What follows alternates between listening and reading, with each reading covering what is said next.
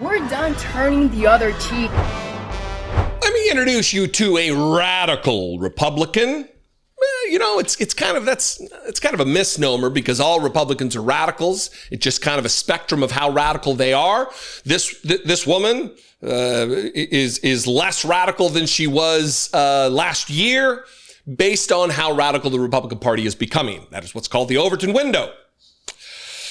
Let me introduce you to multi-state, multi-campaign, multi-loser Valentina Gomez. You've maybe seen her videos on Twitter if you're still taking part on the Nazi website, where she is just a maniac, firing weapons, being anti-immigrant, even though she's an immigrant, being anti-LGBTQ, just being the most vile version of a Christian nationalist that she can be. And I'm getting ready to play a video for her where she sets ablaze the holy book of Islam. She sets on fire the Quran while besmirching the philosophies and directly shitting on the teachings of Jesus Christ. It's something to behold. But let me say this before I get to the video, because she is a multi-time loser. I mean, she lost her Missouri when she lived in Missouri trying to be the Secretary of State. She lost that in primary. Now, apparently, Missouri told her to pound sand. So she moved to Texas to try to win a congressional race there. That will probably also lose. Who knows, though? It's still, we need to keep our eye on these radicals. But I'm not really talking about her specifically, more the conditions within the Republican Party in our country in general that have allowed this woman to become notable enough that people worry she might win. That's a problem. That the extremism in the Republican Party, look, when you look at fringe Democratic candidates, they're not burning holy books of religions that aren't their own. They're not bigots on a scale we haven't seen since the 20s when the KKK marched through the streets of Washington, D.C. unfettered. It's a different time now. So watch this. I'm going to play this short video, and then we're going to analyze, we're going to break down some of the things she says and talk about the danger that she presents. Your daughters will be raped and your sons beheaded unless we stop Islam once and for all. We're done turning the other cheek. Remember, David didn't pray for Goliath. He killed them. America is a Christian nation, so those terrorist Muslims can fuck off to any of the 57 Muslim nations. There is only one true God, and that is the God of Israel. Anytime a Republican is feeling a little insecure about their positions, about the positions they hold, about their position in a race, they go back to the old tried and true bigotry. Islamophobia, that your daughters will be raped by these savages. Your sons will be beheaded by these savages. Making no distinction between radical Islamists who practice terrorism and practice a perverted view of their religion and Muslims, everyday individuals who are religious and follow Islam. But I love this line. We're done turning the other cheek, she says. Remember, David didn't pray for Goliath. He killed them. Wait, isn't that a pronoun? That's very confusing. America is a Christian nation, so those terrorist Muslims can fuck off. She's speaking very Jesus-centrically. If you imagine an image of Jesus, these are the things he would say, right? I mean, he for sure would say that. And that there's only one true God, and it's the God of Israel. Does this dipshit, does this dumb does this absolute radical moron not understand that the three major monotheistic religions, they follow the same God? No? Judaism came first, then Christianity based on that same God, and then as a revision, I guess, Islam. It's the same thing. Moses is mentioned in the Quran a number of different times. Jesus is mentioned in the Quran as a prophet a number of different times. It's the same deal, sister. It's the same deal. But as far as you saying we're done turning the other cheek, that's interesting because you claim to be a Christian. You claim to follow the philosophies and the teachings of your God, Jesus the Christ. Very interesting.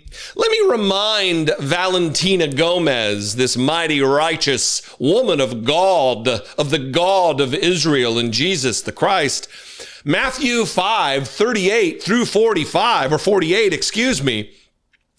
This is Jesus speaking.